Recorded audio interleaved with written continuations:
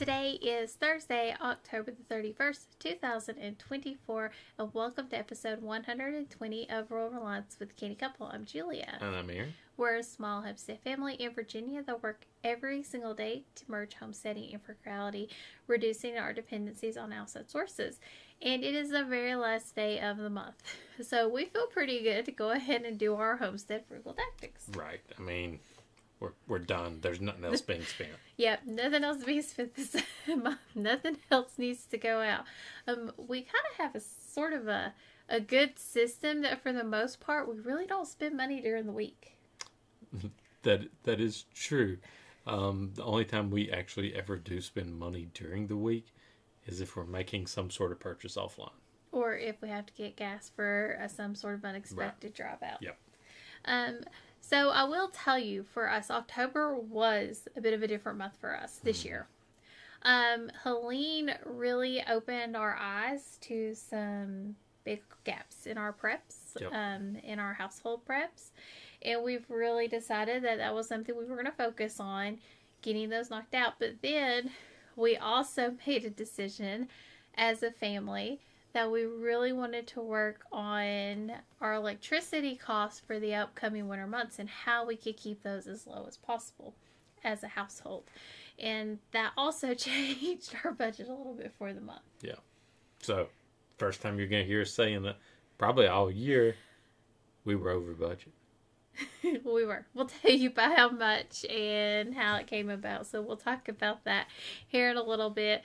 But we were slightly over budget, but we realized we were going to be this Right. month. We did. We did. We realized this very early on when we started looking and making lists of the gaps that we had, the things that we were looking for. Because when we look to fill gaps, we're looking at low wattage. We're looking at how do we want to make sure we're using our battery packs the best. And a lot of people will go, well, just go get a generator. Well, generator gotta go get gas. And that became a big problem in our area. It did. It became a massive issue. There was a lot of places at the time that were either out of gas or running low on gas because everybody was going to get gas for their generators. Because everybody didn't have power. Towns were without power. Yep. The town was without power, so you some of the gas stations couldn't even get gas. Couldn't even pump, right. So it becomes a bit of a struggle, and we prefer solar power, but we are looking into portable options for wind power. We did see something, and that's on our list to look at as it becomes more available. Yeah, I know, you hear they're not really that good, but hey, if we could get 20, 30 watts off something during the day when it's cloudy, that's better. That's as good as what we were getting. We were getting 40 watts on the big ones, and they were able to keep our refrigerator running. Yep. So that's all I asked. Keep my refrigerator running. So I guess let's start talking about this last month. Mm-hmm. So food. I was $10 over. I will preface this. When we first started talking about it at the end of the month, I was like, I knew how much I had, and I kept thinking 26. I had a $10 in there, or I probably would have been right on it. I would have been a bit more careful, but for some reason, instead of thinking $16 left, I thought $26 left, and that's exactly right what I ended up spending. Yeah, she was like, I'm a nickel over, and then I got put it into the spreadsheet. I'm like, you were actually $10 and a nickel over. So I was 3 packs of sausage and a pack of candles over. Yeah. So, yep. But we handled 2 birthday dinners, 2 birthday cakes, cooking for a birthday party lunch, and also doing a lot of meat stockpile. We got a lot of really good meat deals this month. I got a lot of sausage for like $3 for a pack. I got put up in our canner, and that's going to help us in the future because I use sausage and recipes that call for hamburger. If I can get cheaper, it doesn't make sense to me. If I can get sausage for $2.50 a pound, and right now my cheapest price for hamburger, this is on sale, is $1.50. $2.99. It's went up to $2.99. And it doesn't really change the flavor of most of your meals. No. Especially, I think I actually like it better when we have Mexican because it tastes a lot better in it, honestly. Well, it's good in the spaghetti. It's good in anything. It really is. You cannot tell it's breakfast sausage. Right. It's just a little roll pack, so I wait for them to go on sale, and I stock up, and it just works for us. Yeah. It really does. I also got crackers. My little one, I found crackers that we feel really good about. They were on sale for 50 cents a box. Right. So this is at one of the salvage stores we go to. A discount grocery. Discount grocery. And honestly, it's easier to find the healthier stuff. The better ingredient ones at this one than at the regular store, because I think they get everybody's. That's what didn't sell. I got organic breadcrumbs for nothing. I was like, well, I don't really need I need them. I can use them. It's just something I don't have to make myself. And it's one of those things like, well, this is a good price. Okay, I'll go ahead and get them. Look at the ingredients. They look really good. We got tortilla chips, a huge bag of tortilla chips. Now, we did end up buying one that wasn't ours. It's like, I didn't think about it. But the reason they had sat there was it was cut open. So I was like, hey, we were about to get 3. And then they picked up that one there. And I was like, that's okay, fine. I ain't going to tell them. But it's because it was cut open. It was cut open. So we did lose out on $3. No, $2. $2. So instead of each of the bags being $2, it turned out to be $3 with everything. I also got 2 pork roast. And ended up canning those up, which we found we do enjoy the pork roast can. That worked out really well for us. So I got a lot of... And you got some pork tenderloins as well. I did. I got pork tenderloins for breakfast. We also got a steak, and lots of sausage. Lord, I was buying roll sausage anyways, and then we were at the grocery store, and Aaron saw sausage on sale for $3 for a big pack. It's like, that's a really good price for the home sausage. The country sausage. The country sausage in our area. And I went ahead and got a couple packs of it too. Right. So all of this we were talking about. So if you don't know if you just like first time you're listening, our grocery budget's $300. Yeah. So we were $3.10 and a nickel. $3.10 a nickel, and I'm still averaging $250 a month. $251.78 through 10 months so far. So I've shocked him. Yeah. He can't believe it. That's amazing. And we're eating good. Yes. We're eating good food. I do make a lot of food from scratch. I make all of our bread products. For the most part, we've had to buy a few, just very few in emergency situations. But I make the majority of our bread products. I make a lot of our snack products, things like that. And I like the cookies and things. If I can get them at 50 cents, I can't make them that cheap. No. The cost of the cocoa powder is more than, like, the good cocoa powder is more than that. I can't make them that cheap. And what I do is I'll take them out of the bags, put them into a jar, seal them up, and vacuum seal them. So put them up to where we go through a few, just pull out what we need. Yeah.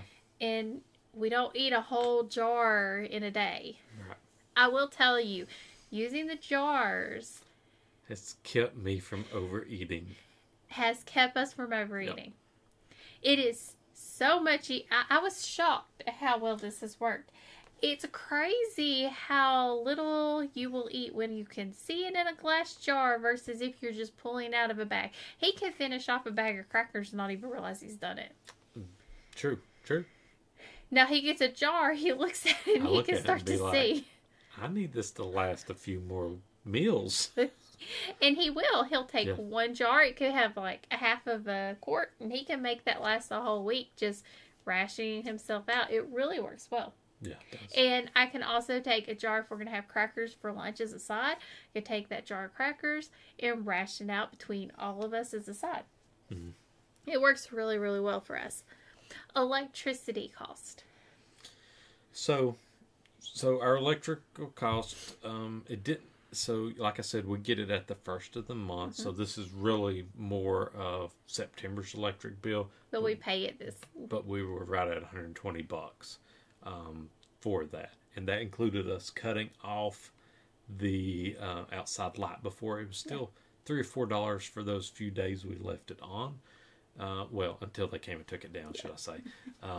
So that's where we were at that point, and it did include the days we were without power. So those 5.5 days or something was in that bill when we didn't have power. But everything else is unplugged, turned off. Yep. We've already pulled the air conditioning units and put them up for the year. We know that we really shouldn't need them going forward. Even if it's warmer, we can open up the windows at night. We did leave the fans. If we need to pull cool air into the house, we could put the fans up there. Very easy to put in and pull out. Because they're so much lighter and just so much easier. And you get just as much airflow from them as you would the other. We were running the fans on the air conditioning units at this point more than we were running the actual air conditioning units. That's true. Well, it was cooler. It was. It was cooler. So we kept the air conditioning units at 73, 74. That worked for us. It didn't get the house to that temperature, but it kept the house comfortable. And they did it run all the time. But whenever it was 70 outside, we were able to just turn on the fan and push the 70-degree air inside. Yeah. That worked really well. We've also been running our electric canner several days a week. I've been running that a lot. Trying to get those freezers empty. So, I mean, and also any food I bring into the house. Like if we buy it, at the grocery store, we're automatically going ahead and processing that in the canners. It doesn't make sense for me not to go ahead and take care of that. Get those processed, get those in the canners for future meals. Yeah. I was looking how many kilowatt hours we've used so far this month. So we've used 349, and that was through the 27th. So they're always a few days behind. So we basically got a week and a half left on this bill, and we've only used 349 kilowatt hours. I will tell you, if I used the canner on the stovetop, we'd be using more than that. Way more than that. Yeah. That electric pressure canner is game changer when it comes to energy uses. Now, I know it doesn't work for every single family. Yeah. There's a lot of families that are a lot bigger. You need those 7 jars. Totally get that. We're a small family, and I'll just run more loads. Mm-hmm. That's fine for me because the energy savings is worth it. I mean, at this point, I'm even going to be using it for water bath canning in the summer. Just because it doesn't heat up. It doesn't heat up as much, and I need to make sure my freezers aren't getting too full. Right. So we're emptying the freezers. Weather's just kind of really good right now. Weather's really good It's really good. It's cool enough at night and comfortable during the day. The house isn't getting hot. We're not really opening windows. It's not getting hot. It's not getting cold. I mean, I might be a little chilled. Like I told my father-in-law today, he opened the door. It's hot. It's kind of like a heat wave. I said, the house is kind of cold. We're staying comfortable. Even if it's cooler, we're able to keep the house comfortable even by running the heater. So what we will do is, after nap time, I'll go put the heater on in the little one's room, turn her fan on, but we flipped it to its reverse. So it pushes the hot air down, and it'll get her room, and put it on low. It got her room really, really warm and comfortable. Keep the door closed, kept her room super comfortable all night long. It did. And even our room happened. It did. That's what we did in ours too. So it worked, and this was the heavier duty. Well, this is the smaller of the 2 heavy duty heaters that we have, that pull a lot of energy, and we're still able to keep it pretty low. Right. But we're only running it at night because during the day, if we need them, we wear jackets, or long sleeve shirts, sweatpants. We're making sure we're wearing comfortable clothes. That helps. Miscellaneous. Now, we've told you miscellaneous versus a catch-all. Yeah. And a lot of people would feel like this isn't really good budgeting, but for us, we have done this long enough to know that this is a method that works absolutely 100% the best for us. It absolutely does. I'd rather just have a blank catch-all, and it's eventually going to teeter out because we will need to make a lot of these purchases again. Right. And right now, it was over because we had the hurricane prep that we had to do. Yes. And we made some donations as well. Yeah, that weren't included in our budget. So for us, that just goes in our catch-all. Yeah. And this was to some of the, some of the organizations and everything helping with the hurricane or to specific people. Yes. So we wanted to make sure we were doing a little bit to help everybody, but we were over budget, and we were okay with this. We knew we would be over budget because of miscellaneous. And then we also made some heater purchases to prep for the cold weather. We did. This one here, I went searching. We went one. I went searching and searching and searching. There's this great product in the UK, but it's not made in the US that I think it would work really well for us. But can't get a hold of that one. And they didn't understand. They said, "Oh, we ship those," and I'm like, "Oh, okay." Well, then they sent me the shipping for a electric water heater, and I'm like, "That ain't what I wanted. I was wanting your actual heater that's powered by water." You know, difference. And that was cast iron, so I knew when I saw the price of how much just the other thing was going to be shipping. It was $200 for that little thing. I knew the other one would probably be like $1,000 shipping. And then we'd have to convert, it over to a different plug-in. Everything just wasn't worth it. But that one there it's one of those wall hanging ones. Mm-hmm. This one was this one 500 watts? Yeah, so 500. Okay, this one was 500 watts. And most people call them like taking the chill out of the air. Which is all we need. Mm-hmm. All we need. So, we got one of those to try out. What we're worried is where we had to put the wood stove. The heat might not come through because to the back rooms. Mm-hmm. So, I found a couple of other ones.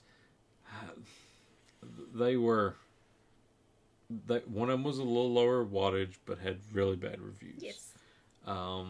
The other one, we just didn't see anywhere we could actually mount this type of thing. It was just weirdly designed. So we tried this one. We didn't want to get two because we wanted to make sure this wasn't a bad purchase, and we didn't want to make two of them. We wanted to give one of them a tryout first.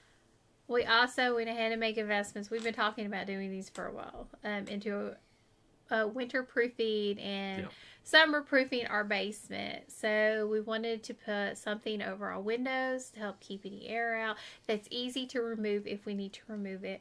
We also want to put something over the door that will help keep the air in, as well as over our attic. Right. And, you've heard us talk about our windows before and everything, about how we have, the really good ones. Well, that's upstairs. Downstairs, they didn't have that option. They don't make those triple pane ones for those size of ones. It's just a basic little small window. So that is why we want to cover these up. Yeah, so we have like this blackout curtain that you can put on, and it's got Velcro, so it sticks to the curtain when we can pull it off. The same thing with the attic covering. This is what I use. I got the same kind of reflective material. It's kind of like a foam for the fans. So I got this foam to put over the fans at night whenever it was too warm to pull any air in, or during the day. During the hot part of the day, you could put that over it and then take it off. So we've got that to go over our attic entrance. It's easy to access, easy to get out. Right. So for us, it works pretty well. And then we also got a temperature gauge to put near our water pipes. So I will tell you, the water pipes is the thing that concerned me the most, and I had figured it out. I figured it out. I was like, I know how we can do this and never have to worry about it again. So tell everybody what this is, just because it was such a neat product. So it is like a corded heater. Like it goes around your water lines. And this is perfect for anybody who lives off grid. It uses very low wattage. Depending on how warm it gets, it goes between 32 to 50 degrees Celsius, and it's got like a built-in thermometer. And what it does is, if it gets low, it turns on just for that specific period. And what a lot of people were doing was plugging it up when they needed it and unplugging it when they weren't. And it would have worked. I told Aaron, I said, even if we had to get a plug-in installed, which would not be that much because it's right next to our electricity box, it would be worth it. But the problem is, we have other things around our water line that we can't wrap it with it. Yeah, we got too much right there.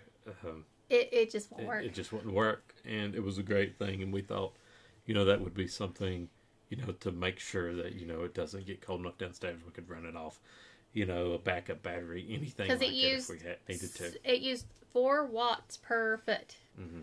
4 watts per foot. And this wasn't that long of an area. It wasn't like a 300-foot long area. It's a very small area. 60 feet at most. Mm-hmm. At most. I think the 30-foot would have done fine. But yeah, it's just 30 foot and had been 120 watts. That's it. Yeah. That's it. That's at the higher number. Mm-hmm. It was frustrating, but I found it and it doesn't work. So we had to look for an alternative. And I feel like knowing the temperature is going to help us the most. So knowing what the temperature is at the pipes itself, it's not going to be exact, but kind of having a feel for what the temperature is in that area. Yeah. So we got one of the ones that's, like it's got you can put it down there and then have another piece of it in the other part of the house so you can check periodically. The temperature down there. And then we also got some foam to put in the areas where it's coming into the house. Mm-hmm. Also got a cover for the outside spigot. And just a few other small things like that to try to get us where we need to be. Now, we're not fully ready in that regards. We still have a few other things we need to get, but we wanted to... The basement's our biggest concern. But I will say, when it was cold, our basement was warmer. It was warmer downstairs. It was much warmer downstairs. It felt like a 10-degree difference. It did. It almost felt like you were going into a balmy weather versus when it was upstairs. So these things like this, the windows, the door, stopping any of that cold air coming in should help. So we also had a car sticker that we had to get and an oil change. Yes. Yeah, we did both of those this month as well. So see, all that type of stuff went in miscellaneous as well. So had a bunch of stuff that just happened and hit all in October. October just always feels like a busy month. It does.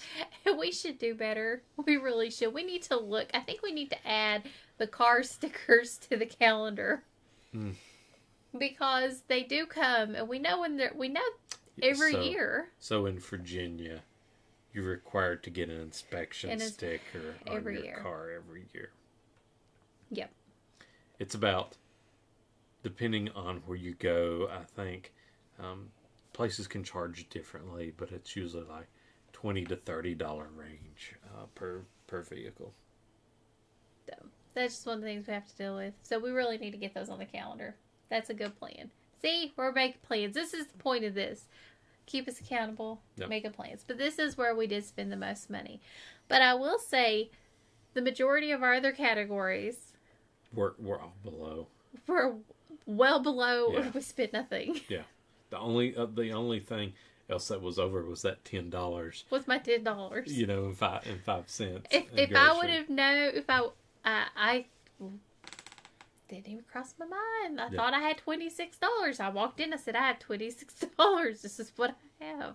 Yeah. That's not what I had. But did we tell them what we ended up overall yet? Or are we waiting on that? We saw the cash back. Okay. We'll go to that next. Yes.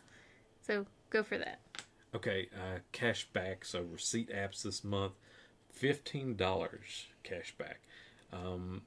So one of them, I think I cashed out on it twice this month, coin out.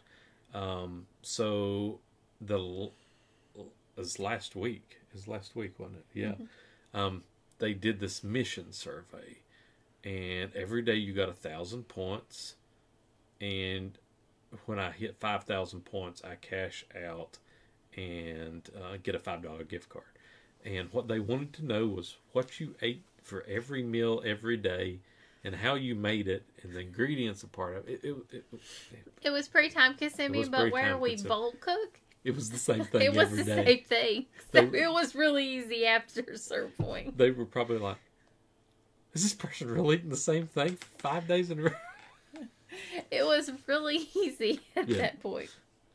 Side hustle. So, side hustle, eBay was a good month for us, really. It was. We had over $200 of profit for us for eBay, which is really good. Yep. I mean, it's good. It's not where we want to be. We're wanting to be netting $1,000 every single month. That's the goal. But we also know times are bad for everyone right now. A lot of people aren't purchasing. But, I mean, for everything you did this month on it, you got, we've got our top-rated seller status back as well. We got our top-rated. And we almost made it to 500. I almost made it to 500 by the end of the month. Almost. We're going to squeak by. That was your goal there of getting to the point of having 500, listings on there. So we're going to be just under it, but yeah. I'm close. I'm really close. Yeah. So overall, how much were we over budget? Let everybody know. $50. And for this is just over our budgeted amount. This is not like we're in the red for the month. Right. Because we don't do a zero-based budget. For us, it has never really made sense for our system. And I know a lot of people are like, you're not budgeting right. I feel like you have to find the budget works for you. Mm. You do. And for us, the way we budget does work for us. I'm not the one who inputs the numbers. I got to do it the way the person who likes accounting does it. And as long as we balance out, we're okay, we're good. Yeah. And so that's kind of what we look at. And he knows the numbers. He does all the typing. He knows what to look for in that. So we were only $50 over. I felt pretty good about that. And we knew we were going to be over with early miscellaneous because of the donation and a couple of other things that we did. And that's okay. Yep. That's okay. We're okay with that. Right. We're perfectly fine with it. So what are we working on for this next month? So we got a few things. So we're really hoping to take advantage of groceries. If there are sales. If there are sales. Well, there've been a few, but we gotta pounce on it. Like, we're gonna have to get used to the price being higher. I'm sorry. I got to deal with it. I don't like it. It frustrates me. But I'm going to take advantage of what sales I can, even if that means I have to send my father-in-law to the grocery store to get double up on things that he doesn't buy, but that I buy to have on him. And that's just what we're going to have to do. I mean, it really is. This month we'll be eating the majority of our meals from our pantry. Like, the majority of everything. Our Thanksgiving dinner, everything is going to be coming out of our pantry. Very little is going to have to go to the grocery store. And the freezer. Well, pantry and freezer. Right. I consider the freezer part of the pantry, but a lot of people don't. Some people might be like, you're having canned chicken? Might have canned turkey. We'll have canned turkey by that point, hopefully. Oh, yeah. Which you'll be fine with. You don't really care. But we're really focusing on our pantry and freezer staples, getting those emptied out, getting it cleared out, but really focusing on using that budgeted money to really fill up for the next couple of months to year, whatever we get for our stockpile. Get my freezer empty because we might replace it this month or next month, depending on the budget. Yeah. Because that will save us a lot of money long term, and we're going to probably go with a smaller freezer. I need to look at them. Because I don't want to go super tiny, but I don't want to go quite as big as what we currently have. I don't think we need it as big as we currently have. It uses too much energy, too much pull, so I can find a nice happy medium. And we are also finding ways to lower our heating costs. We're going to keep pushing forward with this. So our wood stove, we're going to be utilizing that as needed. Right now, we're really focusing and looking at whether we're not running things if we don't need to. No. It's been warm. There's been no reason to. Yeah. And if November is going to be like October, there's not going to be a reason to. Like, we're 70-some degree days right now. Right, and that helps with our electric bill too. It does, and it also keeps our wood costs lower, everything lower. This is so important. Low wattage heaters, utilizing those, possibly getting another one after we test out the one that we got to test for another room. The temperature gauge, testing that out, see if that's going to work for us, how well that's going to work. Get those areas sealed off. Super important. And also start sealing off areas upstairs. You would not believe how much it helps to seal off windows that are uncovered. Yep. Putting out your double curtains. I just did this in our bedroom. put the double curtains down. I know it makes it darker. It makes it easier to sleep. It does. Naps are a lot easier when it's dark versus full of bright. But it does keep your room so much warmer. Like, everybody says heavy curtains. 2 sets of heavy curtains, we couldn't believe the difference when we did this. And this wasn't like we did it intentionally. We did it because we were trying to get the room warm for the baby. Yeah, this is when we didn't have the other windows, and we experimented. We experimented. She came early, we came home, and we were trying to make sure our room stayed warm. And we were insanely pleased with how well that worked out, because we were putting plastic over the windows was our plan, and we didn't get to it. So instead, we put the other set of curtains up with it, and that just did it. It did. It really did it. So 2 sets of blackout curtains. Mm-hmm. You can get them for like $15, $16 for a second set of panels. It's worth it. Yeah. It is. If you do the plastic on your windows, just get you another set of those. I think they're probably better. I really do. Getting the additional solar system set up.